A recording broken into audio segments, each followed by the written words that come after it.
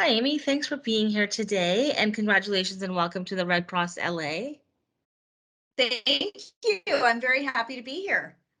So, what we're doing is each time someone joins our new senior leadership team, we do something called 25 questions. And that's what we're going to do just to get to know you better is ask you some questions, and we'll only keep it to 25. They're pretty straightforward. Some may be a little bit odd, but hopefully we'll have fun through this. Okay, sounds good. So just to introduce myself to everybody, my name is Maria Mohudin. I'm the communications director, and I'm speaking with Amy Papageorges, who is the new executive director of the South Bay and Long Beach chapter. And did I say your last name correctly? Yes, Papageorges. Okay, perfect. I wasn't sure if you now pronounced the S or not. So, Yes. so I'm guessing, is that a Greek last name? Yes. That's my husband's side. My Okay. maiden name was Smith. So I went from Amy Smith to Oh, complete other end of the spectrum to Amy okay. Papageorges. Which is really interesting. I think I had an Amy Smith in my high school. Yes. Yeah. It's pretty plain. Really funny. Well, Papa George's is not by any means. No, it is not. So then that just kind of begs the question that did you have a big fat Greek wedding? We did not. It was relatively small. I got married in Long Beach, Okay. the Reef, which is like right next to where they have the Queen Mary. Okay. And uh, no, it was about 100 people. It's not a Oh, big fat okay. Greek wedding at all. When that movie came out, I did resonate with it when she talked about having 50 first cousins because that's how my life is too. Um, Wow. but so then speaking of Long Beach, you are a native of Long Beach, is that right? Actually, no, I was born and raised in Sioux City, Iowa, Oh, and okay. I moved to Southern California when I was 18 to go to college. I went to Azusa Pacific University, Oh, okay. and I've stayed here in Southern California ever since. But I've worked in the Long Beach area with the Red Cross for Hmm. 15 years. So I feel like a Iowa transplant to Long Beach because I've been in Long Beach area for so many years. I feel I right think at you might home. have to, I think you might have to explain how have you been at the Red Cross for 15 years? Okay, well, it's a total of 17. Okay. But for 15, I spent in Long Beach. So I started in 1999 in biomedical as an account manager running all of the blood drives in North and South Orange County. Okay. And then I was promoted to be a district manager covering much of what is the greater LA, Long Beach and South Bay area now. Okay. Um, so that's where I started off in Long Beach. So we covered all of Long Beach, Torrance, Redondo, and much of the South Bay area. And then I've just transitioned along all through these many, many years, Hmm. um, which totals 17 with the Red Cross. So just to explain then, you were part of biomedical sciences and now you're moving over to humanitarian service. Sorry, biomedical service and now you're moving to humanitarian services. That is correct. Perfect. And Yes. we are one Red Cross now, so it's all Yes. merged together. What Uh-huh. makes you, what are you excited about joining the humanitarian side of it? Well, I'm really excited to just learn more about the disaster side of things, learn more about what our volunteers do out in the field when Hmm. they're deployed, and just be a part of a team that's a little bit a new side for me with the Red Cross. I've spent so many times and so many years with blood. I'm Hmm. excited for a new change and um, just working more on the humanitarian services side of things and I mean, learning all about it. yeah, I mean it's very it's fascinating what the Red Cross does on in humanitarian services Mhm. and the disaster side of it. If that is one of your interests, then with the way the climate is going and the natural disasters that are coming, I feel like you're probably going to be deployed at some point. So Yes. yeah, and get that taste of what happens when you're out there in the field. So what Hmm. do you feel like is your biggest strength or weakness coming here? My biggest strength is I feel like I just really enjoy meeting new people Hmm. and building relationships with everybody Okay. that I work with. Okay. I'm very much a people person. I'm very outgoing and I love having conversations with people, just getting out there and being in front of people. I think that's a big strength of mine. I work well under pressure and being on the spot. And I know that's a lot of what we do at the Red Cross. And Mhm. I do enjoy that. So I definitely think that's one of my strengths. In terms of a weakness coming into this new role, I would just say just the learning curve from Okay. coming from biomedical over to disaster or humanitarian services. There will be a learning curve in terms of all the different terminology and lots of new people and new faces and new names. I was thinking you're gonna have a whole new set of acronyms to learn of like what is an IRV, what is FAS, Yes. SAF, right? Exactly. Yes, we talked about the acronyms on Saturday at the Volunteer Awards drive-through in Okay. Long Beach, and we were all just cracking up about all the acronyms of the Red Cross. Yes, There are still some that come up in meetings that I might have to like message someone on the side and be like, "Well, what was that? I have no idea." I right. feel like people might even make up some just like themselves. So there's one that we've been talking about because today is actually March 1st, which is Red Cross Month, is Yes. we call it Mercum, which is March is Red Cross Month, but Oh, yeah, it's a funny one. that's a Um, good one. and Yeah, yeah, it gets interesting. creative. Right. So, there's something that you touched upon, which is like all the blood work that you do and then coming into deployment. One thing I really loved about working at the Red Cross is something that we have called mission moments.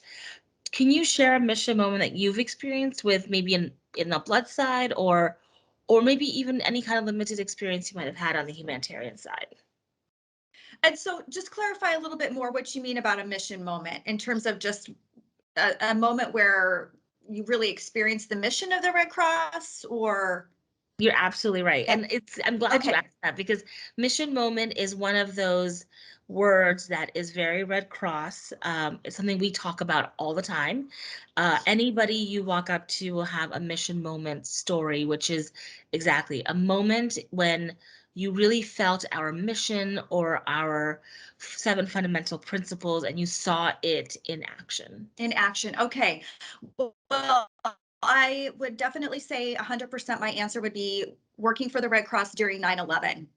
Oh, okay. I had only been with the organization for 2 years, Hmm. and I was here for all of it. And my office was located in Fountain Valley at that time in the back part of a Red Cross blood donor center. Okay. And so, really, the mission moment was in seeing blocks worth of people lining up outside Hmm. of the blood donor center, just waiting for hours and hours and hours, hoping they could come in to donate blood and help save lives. People bringing in food and treats and things for the people that were waiting. Just the huge outpouring of care. Hmm. And I think all of us remember, no matter if we were at the Red Cross or not, but Yeah. we all remember how that terrible tragedy unified all of us in a new and really amazing way. Um, Hmm. and just being a part of the Red Cross during that time was just extraordinary. And to see the mission of the Red Cross in action in that way, in Yeah. one of the biggest tragedies we've had in recent times, Hmm. was something I will never forget. And I still remember it very vividly to this day. I've heard other people in biomedical sciences talk about that and the long lines of people that were trying to come in and Mhm. all the people who were coming in to help to make sure that they could check in those people. So it sounds like it was incredible. It And was. and yeah, 9/11 is one of those instances where we all not just remember where we were when we heard about it, but what happened in the following days. Uh, Correct. The right. following days, Mhm. definitely. Yeah. Mhm. So, have you volunteered with any other organizations outside of just the Red Cross? Yes, well, I do a lot of work at my church. Okay. I work in the children's department at my church, so I'm there all the time helping out Okay. with educating our students. Okay. So I've been doing that for about 9 years, and I really enjoy that quite a lot. I never saw myself as um, a teacher of young children, but Yeah, it turns out I'm pretty good at it. So I really do enjoy that. So that's the that's main great. thing I do when I have extra time is I Okay. help out there. Working with children is just a very special thing. I don't think I have the patience for it, but I know that I commend all of those who do because I just Yes. can't do it. So if you can do it, you should just do more of it. Yes. So then Yes. speaking of that, what was and aside from, let's say, getting this new position, what's something that's exciting? What's the best thing that happened to you this month? This month, Mhm. besides the new position, I mean, the new position is by far the best thing that's happened to me in a Right. very, very long time. So that's like top, top, top. Right. But besides that, the best thing that's happened to me this month, goodness. Well, I would say that um, my kids had all week off of school last week for Okay. President's Day, and I really enjoy family time. And so, even though I was working, it was still very nice to have them home and Yeah, spending extra time with them. So I would say that was probably the best thing last month, or that's this great. moving And into this new month. I hope you don't mind me asking, can you tell me about your children? Oh, absolutely. I have three kids of my own. Okay. Um, Xander is 9 and Gabe is 11 and Sophia is 17. She's a junior in high school. Okay. So those are my three. And then I also have a stepson who I raised since I married my husband. So he was only 10 Okay. and he's now 33. And yeah, so there's an interesting gap in ages in my family. It's kind of fun. And he has a wife and two kids of his own who Okay. are ages 2 and 4. And is So everybody living in Long Beach area? yeah, they actually live. My stepson went to Cal State Long Beach and Okay. his wife, and they live actually right up the street from us, about 5 minutes. That's awesome. Yeah. I love having that much family around, so it must be Yes. fun like on Sunday nights or Mhm. holidays.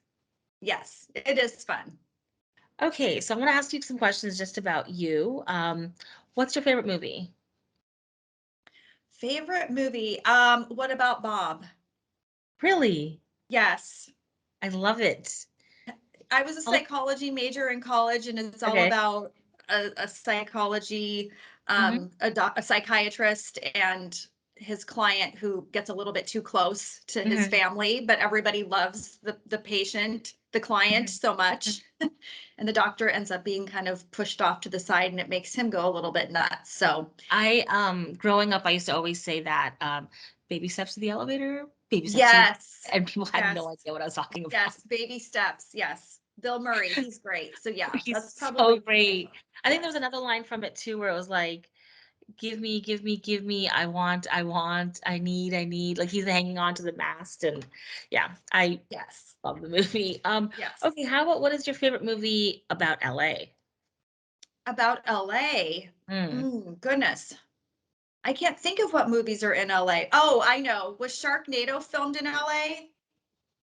That super, super cheesy. I feel I like it was filmed in LA I feel like it was too, with Ian Ziering. because that's why I thought maybe it was LA because he's in it. I think it is. And I don't know that that's my favorite movie, but it's really funny and it's so kitschy. But I feel like it's filmed in LA. And a fun fact, Uh-huh. I don't know exact percentage, but there's a huge majority of filming that goes on in the city of Long Beach. Okay. They film like Dexter was filmed in Long Beach. Oh, it was. It wasn't in Miami. No, they Oh. because Long Beach has the coastal area and the harbors and the marinas that they can make it look like any number of different locations. So in fact, I had a blood program leader Mm-hmm. who they filmed Dexter at her house. They filmed a whole season in her house. One of the characters lived in her house in Long Beach. I feel like I know which season it is, but I'm trying not to go down that rabbit hole of It talking was a about it because I doctor. It was a I think it was a doctor who lived, he was a character who was a doctor and he lived in her house. okay, that's crazy. So yeah, Um, so then did you watch the new season of Dexter? no, I haven't really watched any of it, to be Okay. honest. I don't really have a lot of time to watch TV, but I know that was a really good show. Yeah, it was, and I haven't seen the extended either. But then speaking of that too, like through COVID, because now we feel like the world is coming back and people are reemerging. So great time to be at the Red Cross. What was COVID like for you and your family? Well, it was very similar to what I think a lot of parents went through in terms Mhm. of having school-age children. And it's interesting because we're just coming up on a couple weeks or a week and a half away from 2 years ago when we had the Yeah. full lockdown. So the kids were out of school, they were home, and Mhm. everything was on their laptop. And trying to manage them getting through their school Mhm. virtually, and then working also at the same time, all in the same house, and Yeah. having the entire family home at the same time, working and trying to do school, Yeah. especially with young kids. I Uh-huh. mean, 2 years ago, my youngest would have been in first grade. So Oh, right. trying to Okay. manage that on a Zoom call with the teacher on the Zoom and everything, that was a huge, huge challenge. But I think a lot of people would agree Yeah. that a benefit of that was that it forced us all to like slow down and just Hmm. shut everything down and come together. Right. And So really we get did to spend a know lot more. one another. Mhm. Yeah. That's So we great. spent a lot more family time together. Yes. And That and was a positive. it wasn't a positive, but there is this outcome that came from it of just Right. stillness and slowing down all of our Yeah. lives. Yes. So then, okay, during that time, was there a go-to takeout that you and your family really enjoyed? We like to do, there's a really good pizza place that Okay. it's called Amici Pizza, and they Uh-huh. have really great, it's all handmade pizza, pasta, salads. So yes, Okay. that was definitely our go-to. That sounds great. But then do you like pineapple on your pizza? I do. I like Do you? pineapple and Canadian bacon on my pizza. Yes. It's so funny. People make fun of people who got pineapple, but I'm glad that you're like strong about it. Like it's I you. like it. Like, Yeah, why not? nice. Um, okay, so what is your favorite board or card game? Well, we started playing a lot of Uno with my Okay. kids during COVID because it's very simple and it's very basic for them to pick Hmm. up. So yeah, I would say Uno would be our favorite. That's great. And then what is your favorite, or I guess who is your favorite musician or musical group? Mm, my favorite musical group, I have a lot. Mhm. I have a very diverse taste in music, from Okay. classical all the way to country, Uh-huh. rock, all of that. But I really like U2. I mean, I grew up listening to them and they still manage to be relevant. So I Yeah. would say that's probably my favorite band all around. And that was my first concert I ever went to was Zooropa. Oh, Zooropa. And Yeah, where was it? I was in Ames, Iowa. So Oh, that was okay. back when I was in high school. I think Zooropa was the one where he like flew out over the audience. Did he? I don't remember that, but I remember Okay. that was the one where they had the belly dancer. Oh, right. Which is Edge's wife. Who is Edge's wife? Yes. Yes, she Right. was part of the concert, but yeah, it was a really good show. That is awesome. I love you too as well. And they have that place down in Venice where they did that concert or they did that song. One of their earlier videos, they filmed it on a rooftop in Venice, I think. Oh, oh yeah. I didn't Right. realize that was in Venice.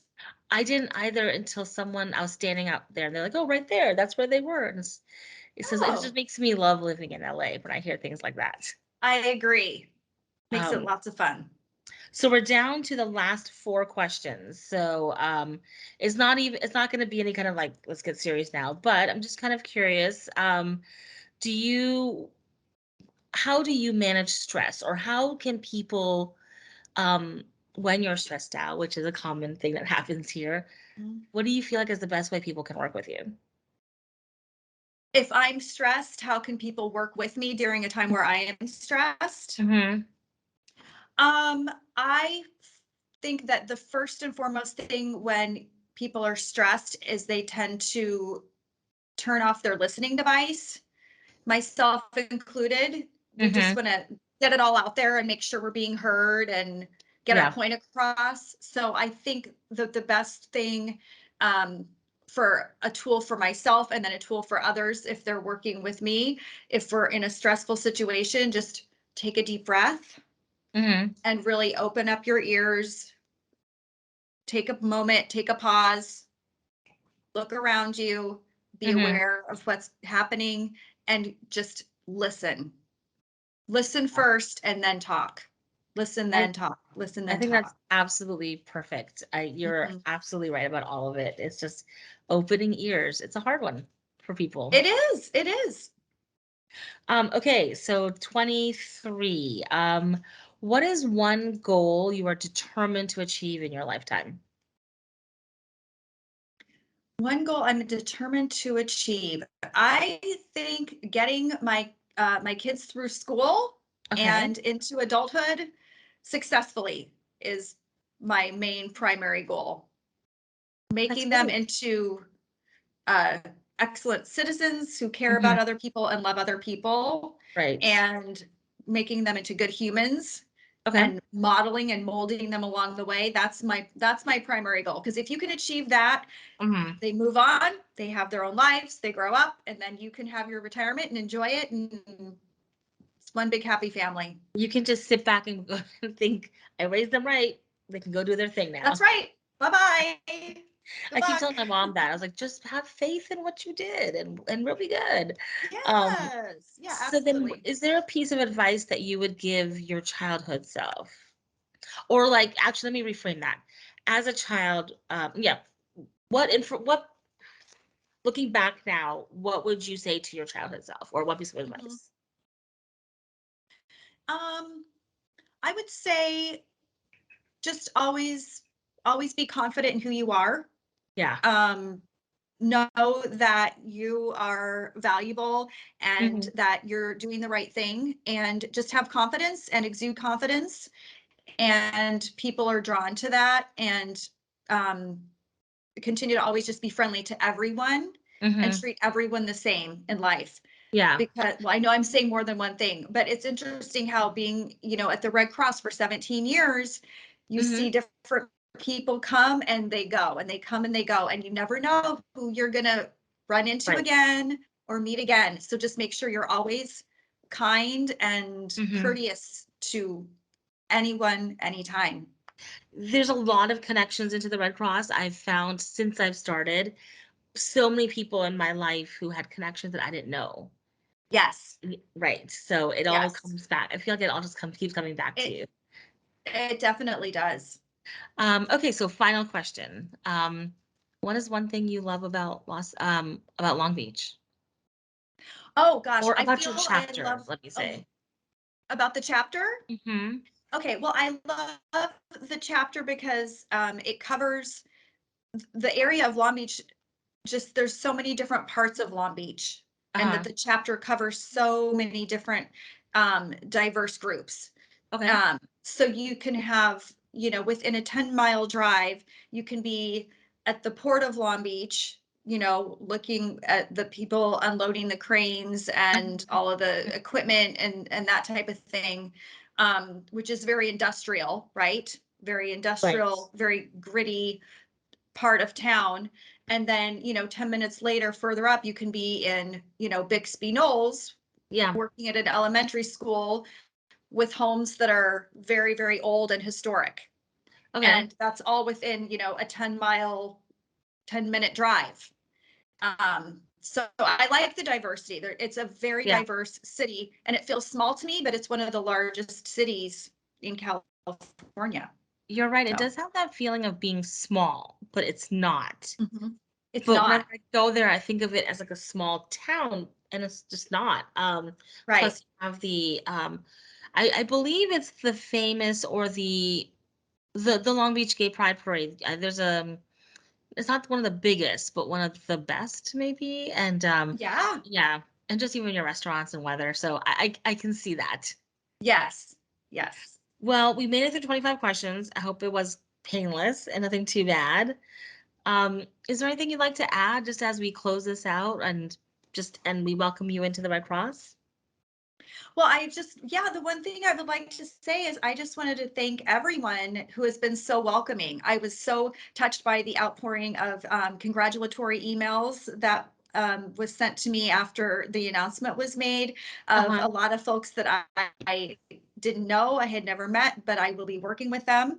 Yeah. And some people that I knew from the past that I hadn't Mhm. seen for a while, and I heard from them. So I just wanted to say thank you for the outpouring of welcome, and to you as well. You've been very welcoming and putting all this together, and I'm just very excited to get started, and hit the ground running. It's exciting to have you here, and you're the first SLT member since COVID that's going to actually be meeting people. We've brought in several people, and it's COVID, so no one's really had a chance to meet the staff. Right. So you're coming at a perfect time. Yes. Great. It's Well, very thank you. exciting. Thank you so much. I know your first day is on March 7th and Mhm. Monday, March 7th. And I know that you're going to be hitting the ground running, that there's already a lineup of things for you to do. Um, and then I guess we'll see you then. Okay. Well, thank you so much. All right. Thank you so much for putting this together.